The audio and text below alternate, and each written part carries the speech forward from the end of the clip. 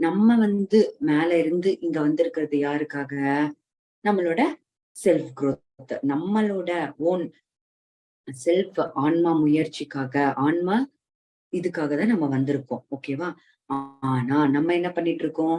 இந்த குடும்பத்திலயும் என் மனைவி, என் கணவன், என் குழந்தைகள் அப்படின்னு சொல்லிட்டு அந்த வலையில நம்ம சிக்கிக்கிட்டு இருக்கோம். சோ அதையெல்லாம் பக்கத்துல வச்சுடுங்க அப்படின்னு சொல்லிட்டு இந்த ஸ்லோகத்துல சொல்லியிருக்காங்க. நான் யாரு? எதுக்காக வந்தேன்? எப்படி வந்தேன்?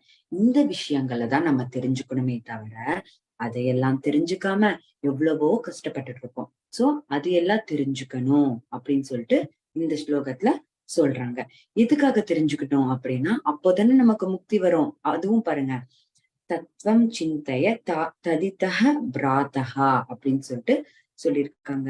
நம்ம உயிரோட இருக்கும் போதே நம்ம முக்தி அடையணும் அப்படின்னா, நம்மளோட ஆன்மாவை நம்ம தெரிஞ்சுக்கணும். அது எதன் மூலியமா தெரிஞ்சுக்க முடியும்? தியானத்தின் மூலியமா தானே மாஸ்டர்ஸ். சோ அவங்க எவ்வளவு கிளியரா சொல்லியிருக்காங்க பாருங்க. முதல்ல நம்மள பத்தி தெரிஞ்சுக்கோங்க. சரி, இது எல்லாமே மித்த குடும்பம் வேணும். கணவன், மனைவி, குழந்தைகள், அம்மா, அப்பா இது எல்லாமே வேணும். இவங்க எல்லாமே நம்மளோட ஆன்மா வளர்ச்சிக்காக சப்போர்ட் பண்றவங்க. இப்ப ஃபார் எக்ஸாம்பிள் ஒருத்தர் கஷ்டப்படுத்துறாங்க நம்மளான்னு வச்சுப்போம். அப்போ நம்ம அந்த இடத்துல ஒரு லெசன் கத்துக்கணும்.